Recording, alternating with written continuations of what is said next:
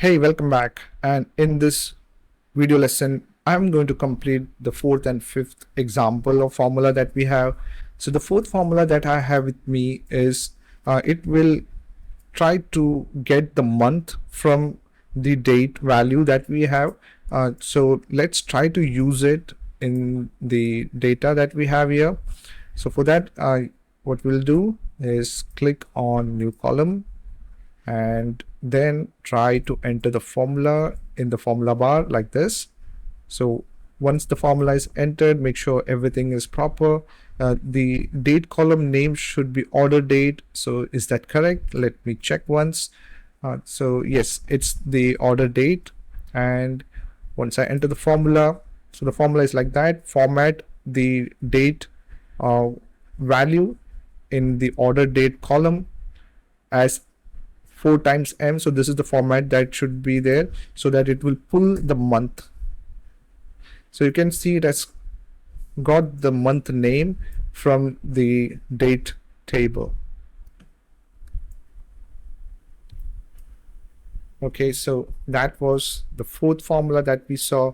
Now let's check again with a if condition, that if the sales is completed, then it would be valid. If it is not completed, it's invalid.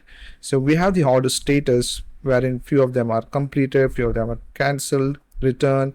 So against completed order statuses, this formula would make sure it shows valid in the column.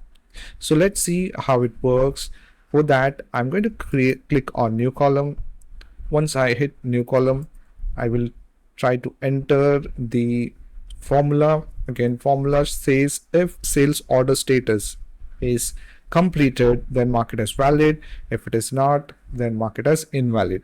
So I have added the formula and I hit enter. So you can see it shows clearly valid against the order status is completed. This one was cancelled, so it shows invalid. It was returned, it is invalid. Rest are valid, which is perfect and right. All right, so this was the all kind of examples that we saw, and the simple examples which would help you to start your journey onto DAX, at least a kickstart. And with practice and with more and more scenarios that you do, and more DAX that you use, you're going to feel it's not that tough as we have heard about DAX, right? So yes, practice is going to help you a lot, and try to leverage ChatGPT or AI to get the formulas if you don't remember.